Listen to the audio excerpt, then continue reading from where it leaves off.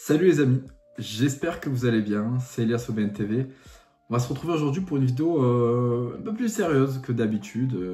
On va parler de plusieurs sujets que j'ai déjà abordés dans quelques vidéos, mais en survolant finalement ces sujets-là.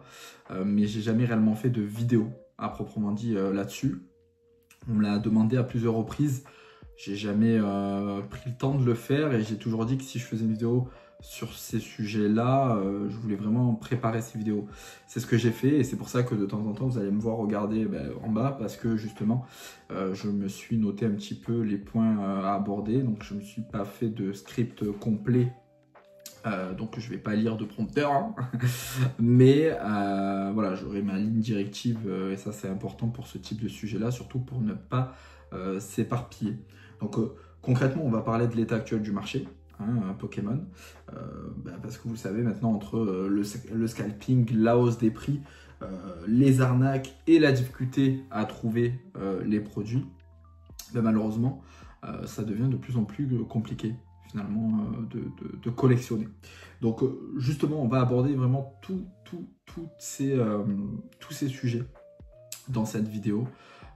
Et je vais, voilà, j'attends vraiment de votre part d'avoir vos avis en commentaire sur 1, 2, 3 sujets. Ça sera à vous de voir. Mais j'ai vraiment envie d'avoir vos avis là-dessus. J'ai envie d'échanger avec vous, de débattre avec vous également. Voilà, donc, mais vous allez voir, c'est vraiment une vidéo chill. Peut-être qu'elle va durer un peu longtemps, je ne sais pas encore. Mais voilà, je vais vraiment vous dire ce que je pense sur tout ça.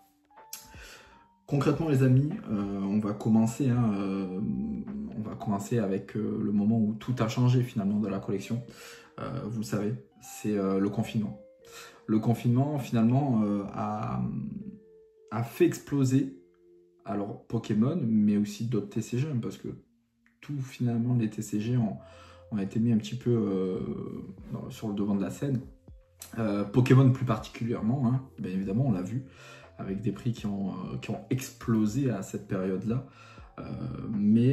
Et puis, on le sait, le confinement a fait que les gens restaient chez eux, donc ils essaient de trouver un hobby finalement, quelque chose à faire.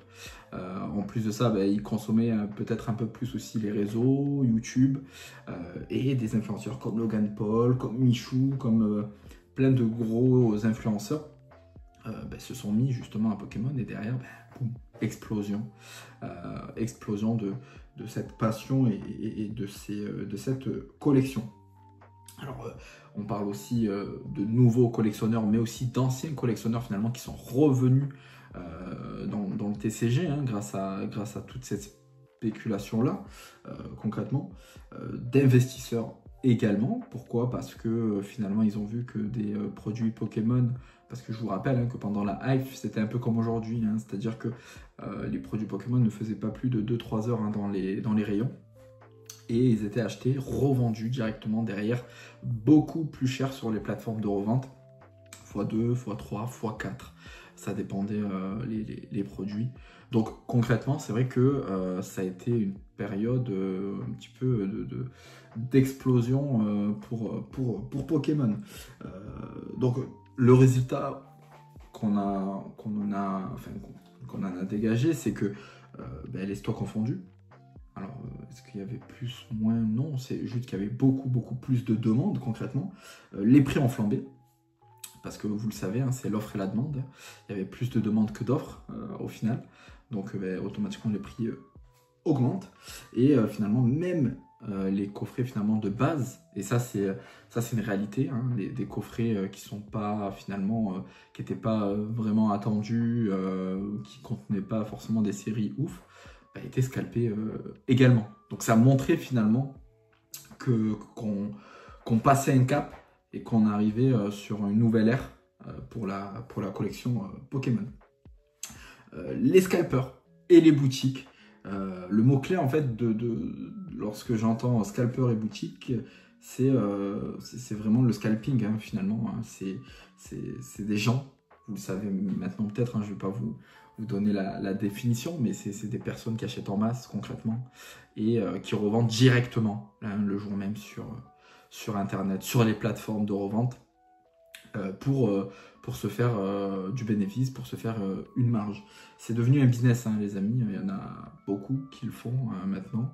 Il y a même maintenant des collectionneurs qui le font pour, voilà, je vous donne un exemple, mais une personne qui veut acheter un bundle ou deux, allez, qui veut acheter un bundle 151, il va en acheter deux au magasin. Il en veut qu'un, mais il va en acheter deux parce qu'il sait qu'il revendra le deuxième 2 fois le prix, 3 fois le prix. Et du coup, ça lui permettra de rembourser le bundle qu'il va garder scellé. Donc, il ne va pas forcément faire de bénéfice là-dessus. Mais finalement, il paye même plus son item. Son item lui revient à 0. Donc, c'est aussi la manip de certains collectionneurs, justement. Et des fois, à des échelles beaucoup plus grandes qu'un seul bundle. Hein, pour justement ne plus... pour que Pokémon ne leur coûte plus beaucoup d'argent. Parce qu'on sait, Pokémon coûte cher.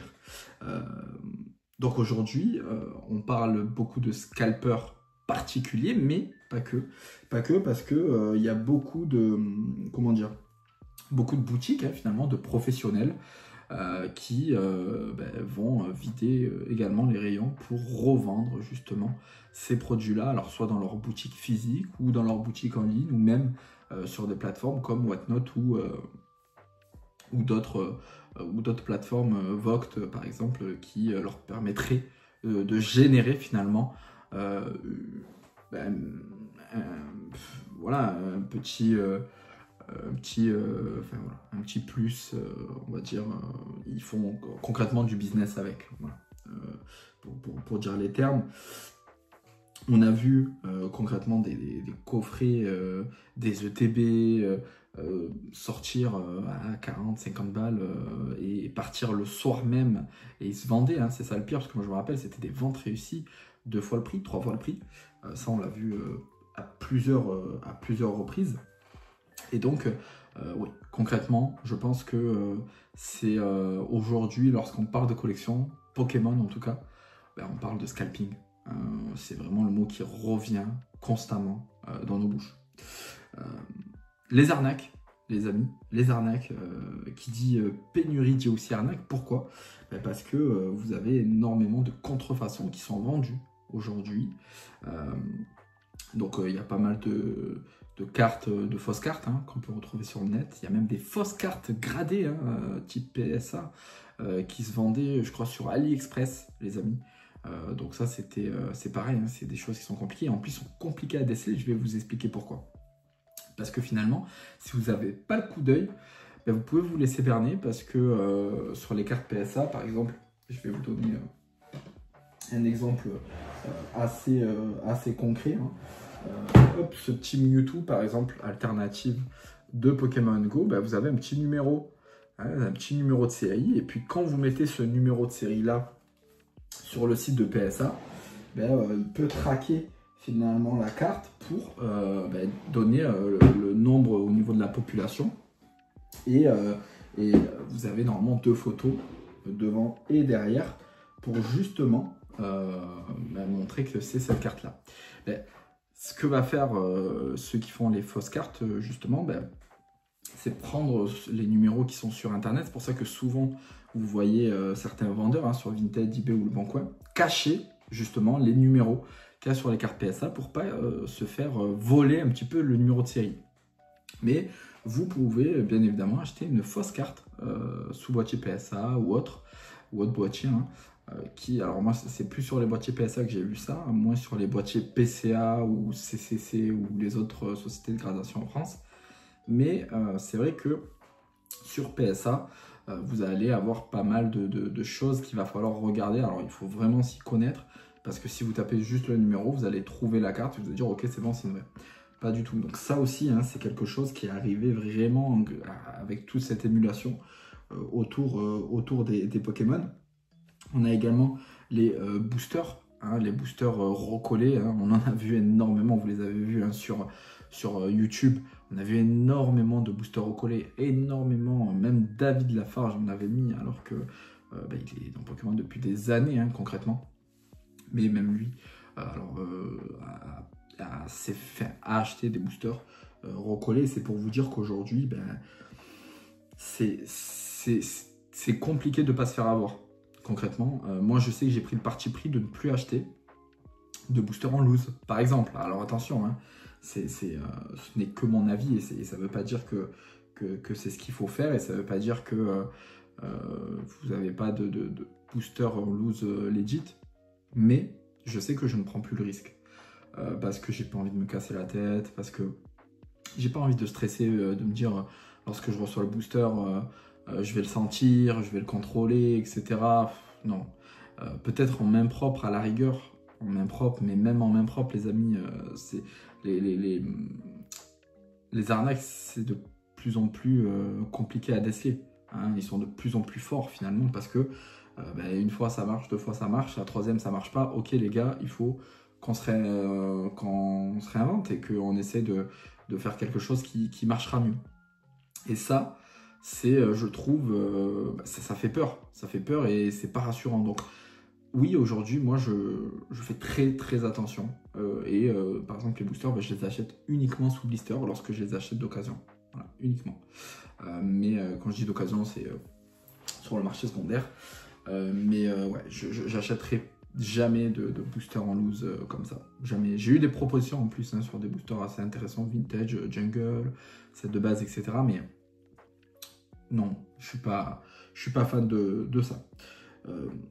La chasse aux produits, alors ça c'est ce qu'on va voir, c'est ce qu'on va voir vendredi prochain, les amis. Hein. Mais trouver du Pokémon en magasin aujourd'hui, c'est devenu sportif. Il faut pas travailler ou avoir beaucoup de flexibilité.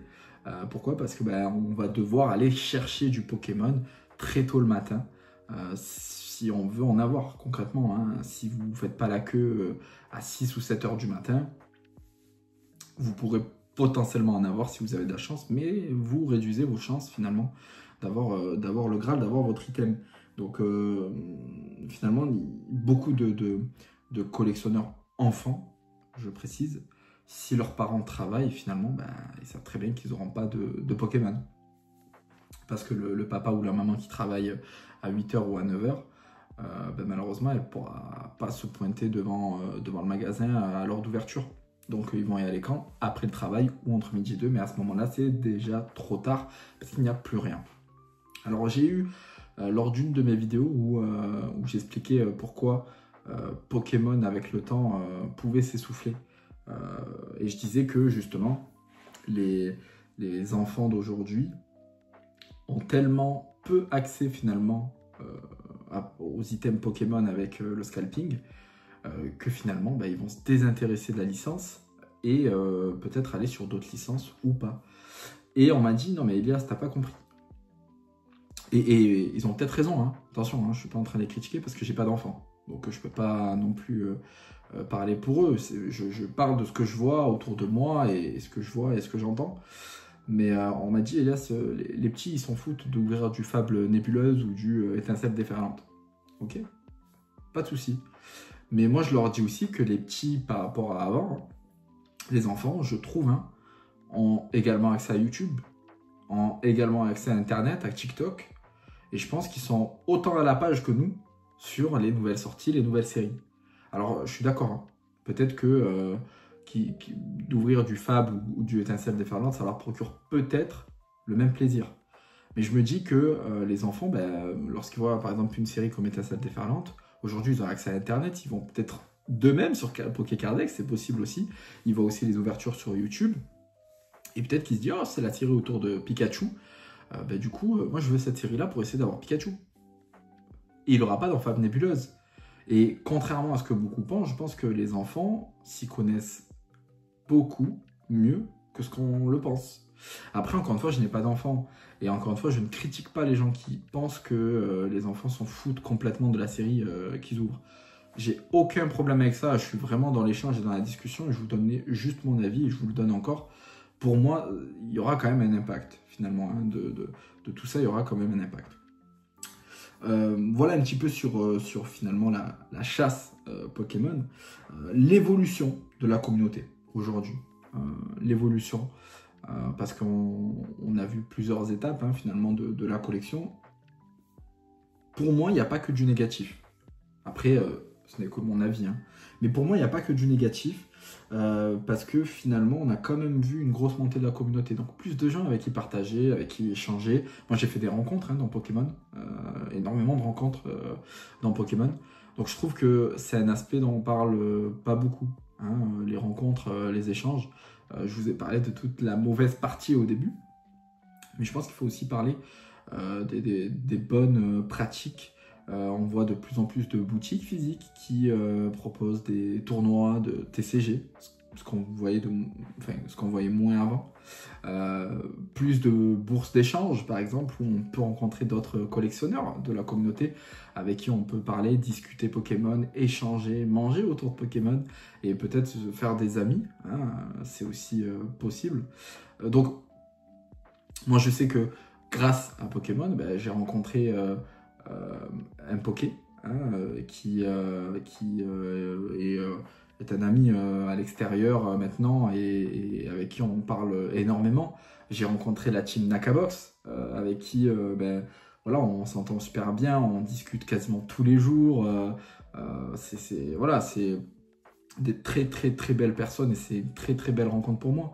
Je sais que c'est des personnes que j'aimerais côtoyer toute ma vie, tu vois, pour derrière discuter, faire le point dans 10, 15, 20 ans en disant bah, putain, on a vécu une belle aventure tous ensemble et voir si on continuera à collectionner à ce moment-là et peut-être se faire des échanges ou ouvrir des choses ensemble, ça pourrait être excellent.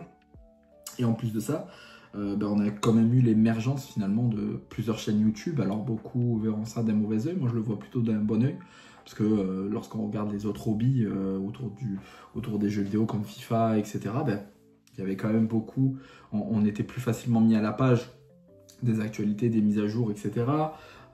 Et c'est vrai que Pokémon, ben, c'était pas autant... parce que beaucoup critiquent, oui, mais c'est les youtubeurs qui font monter la hype, les prix, etc. Peut-être. Je vous dis pas que c'est faux, hein. Peut-être. Hein. Mais derrière, vous avez quand même l'actualité Pokémon en temps et en heure. Il y a beaucoup de personnes qui n'ont pas forcément le temps, voire le moment, voire les outils pour aller chercher des informations par eux-mêmes. Et je trouve qu'aujourd'hui, grâce aux réseaux sociaux tels que Instagram, YouTube, etc., ben, vous avez des moyens très faciles de vous mettre au courant et à la page sur Pokémon. Donc je trouve que c'est quand même un bienfait d'avoir autant de chaînes et d'influenceurs qui émergent aujourd'hui dans la communauté Pokémon. Alors attention, qui dit beaucoup dit forcément qu'il y aura des fois des informations un peu erronées, etc. Mais c'est comme tout, les amis. Hein. C'est comme tout. Hein. Lorsqu'il y a les chaînes autour des analyses de matchs, football, mercato, etc. Et vous avez tellement de chaînes que y en a qui vont dire ouais, Mbappé il a signé au Barça, d'autres au Real, d'autres. Mais après, encore une fois, ça fait partie du jeu, c'est comme ça. Mais je trouve que ça reste quand même une bonne chose. Donc voilà. Et puis, je vois de plus en plus d'événements émerger.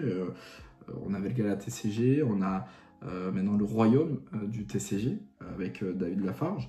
Donc moi, je trouve que ça, c'est quelque chose qui est quand même intéressant parce que avec justement la montée en puissance de Pokémon, de la collection Pokémon, on a la montée en puissance d'événements autour de Pokémon, et ça c'est cool parce qu'encore une fois, c'est un moyen de tous se rassembler, de profiter tous ensemble, d'échanger, de trouver peut-être des items qu'on n'avait jamais vus auparavant. Enfin voilà, je trouve que c'est quand même quelque chose de plutôt cool dans l'ensemble. Et puis moi je trouve réellement que c'est une aventure, quoi. C'est une aventure qu'on vit tous ensemble. Alors encore une fois, bien sûr, il y a du positif, il y a du négatif, mais je trouve que c'est quand même une belle aventure. Pour terminer, les amis, l'avenir finalement de Pokémon, comment vous la voyez? Moi, j'aimerais bien le savoir en commentaire.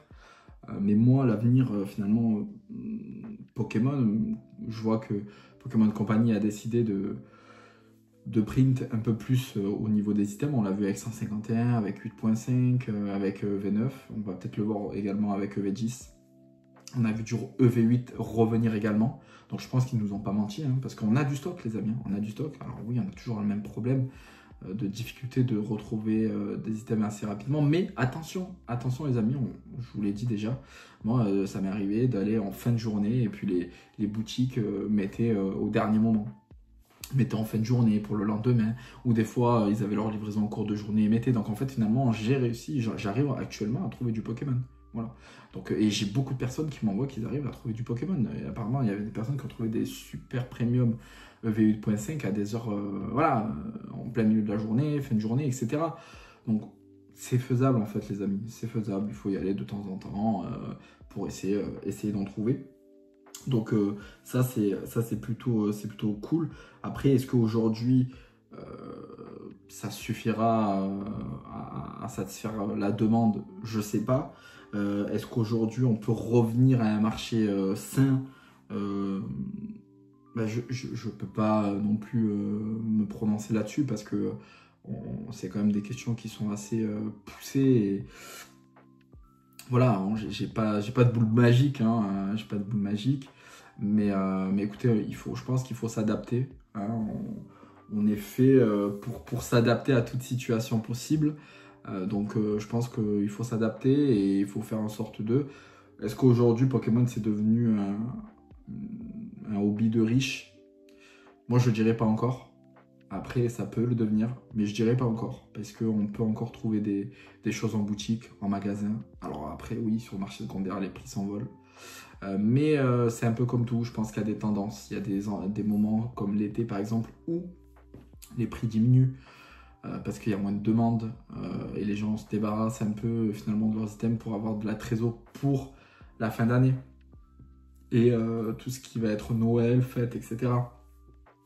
Donc vous avez des petites périodes comme ça qui permettent finalement de pouvoir se faire plaisir sur Pokémon sans vraiment trop galérer. Donc voilà les amis, c'était une petite vidéo, enfin une grosse vidéo parce que je vois qu'elle a duré quand même un petit peu longtemps, mais j'avais besoin les amis de vous parler un petit peu de tous ces sujets-là. Moi j'ai vraiment envie de savoir un petit peu votre retour en commentaire, donc n'hésitez pas à me donner vos retours en commentaire. N'hésitez pas aussi également à me dire si ce type de vidéo vous plaît. C'est voilà, j'aime bien ce type de vidéo un peu chill où on discute, donc n'hésitez pas. N'oubliez pas les amis, on a deux partenaires, hein, je vous en ai parlé au cours de la vidéo, mais Nakabox et Impoké. Donc Nakabox pour la partie vente de produits, hein, multi-TCG, hein, Pokémon, Lorcana, Yu-Gi-Oh! Et One Piece. Vous avez moins 5% avec le code EliasOBNTV5. Et vous avez aussi Impoké pour tout ce qui est protection d'items en acrylique. Donc n'hésitez pas, vous avez moins 10% sur la boutique avec le code EliasOBNTV10. Voilà les amis, merci en tout cas d'avoir regardé la vidéo jusqu'au bout. Je vous souhaite un très bon week-end à tous. Je vous dis à bientôt dans les commentaires pour répondre à toutes vos questions. Ciao, ciao!